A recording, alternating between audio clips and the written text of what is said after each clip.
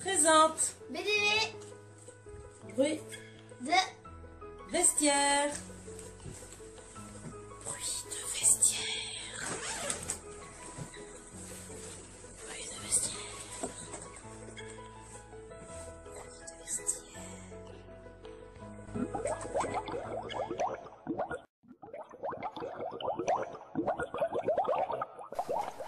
Bonjour à toutes et à tous et bienvenue dans Bruit de vestiaire. Aujourd'hui, je suis en présence d'Eric Vanier. Bonjour Eric. Bonjour Emma. Dis-nous Eric, depuis combien de temps es-tu dans le club? Alors, je suis au club depuis 1997, donc cela fait maintenant plus de 20 ans. Donc s'il y en a qui ne le savent pas encore, Eric Vanier est l'entraîneur de ce club. Mais quel est ton rôle surtout dans ton travail? Alors je gère toute la partie sportive du club, donc tout ce qui va être entraînement, coaching, et la partie aussi administrative sportive. Et voilà, et puis j'aide aussi accessoirement un peu les membres du bureau sur la politique sportive du club aussi. Est-ce que ça te plaît de faire ce métier? Oui, ce métier me plaît beaucoup. Et c'est quoi ce que tu aimes le plus dans le club?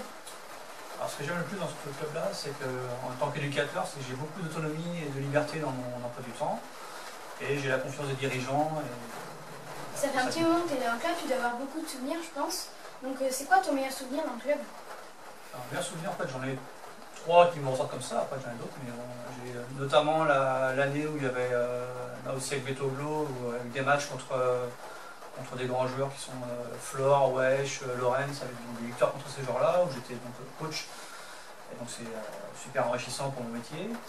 Après un deuxième souvenir avec le titre de championne de France en double, donc de Emma avec Clara, parce que le championne de France, c'est le meilleur titre du club pour l'instant.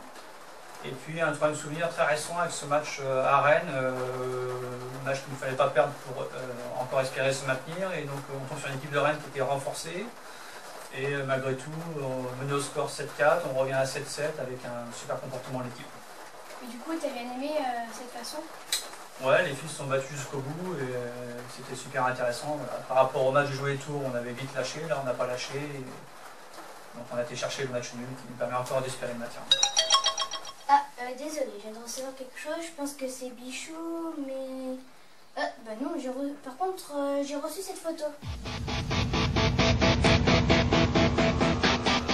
Ah oui, et Bah, est-ce que tu pourrais nous en dire un peu plus sur cette photo, parce que pour qu'on comprenne un peu? alors cette photo-là, en fait, c'était donc en montagne et j'étais donc parti tout seul faire un col de 3000 mètres et parti en short et t-shirt et je pensais pas qu'il faisait aussi froid là-haut. Donc voilà, donc je suis arrivé là-haut, il faisait -2, -3 degrés, donc un peu gelé et du coup j'ai vite retiré mon t-shirt et j'ai mis un pull bien chaud. Et maintenant, c'est l'heure de la question surprise. Donc j'ai avec moi une boîte où dedans il y a des joueurs du club qui t'ont posé des questions. Donc en fait il y en avait beaucoup. Okay. Alors du coup on a décidé d'en prendre deux et tu y réponds. Donc Eric, est-ce que tu peux nous imiter le magnifique service de Lorna de la part de Pauline? Oh, oui, je peux le faire, mais par contre il faut que je montre les pieds, donc je vais prendre une chaise. Pas de problème, vas-y. Alors, voilà, donc on imagine la table qui est en face, voilà, et donc le pied droit vient se poser juste en haut de la chaussure gauche. La raquette, j'ai pas ma raquette, hein, je suis désolé, la raquette est là, on lance la balle et hop, voilà. Donc, du coup, c'est parti pour la deuxième question. Alors, Eric, au Loro, il cherche un prof de trottinette. Es-tu intéressé? Michael Bourget. Pas vraiment intéressé, non. Bah, pourquoi? Qu'est-ce qui s'est passé? On comprend pas très bien là.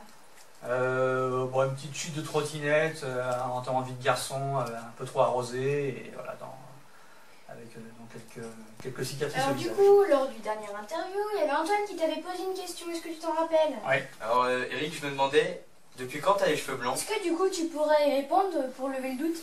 Oui, et donc Antoine, en fait j'ai les cheveux blancs que depuis quelques semaines, c'est quand j'ai appris que tu étais nommé service civique à Saint-GTT, ça m'a fait donner quelques cheveux blancs. Voilà.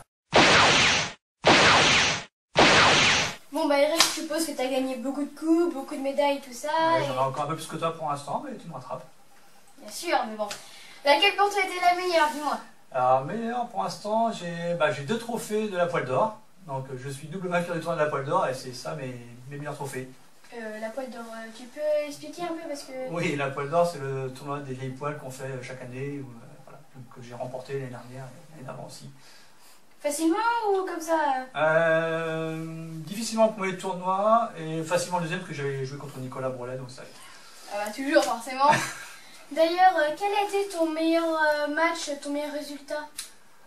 Ah, bah, si on parle que voilà, avec la raquette, mon meilleur résultat, en fait, c'est encore il y a une semaine contre Nicolas Brelet que j'ai encore battu et ça fait toujours plaisir de battre son patron en tournoi. La prochaine fois, c'est Pauline qui passera dans le vestiaire. Est-ce que tu aurais une question pour elle? Ouais, j'ai une question pour Pauline.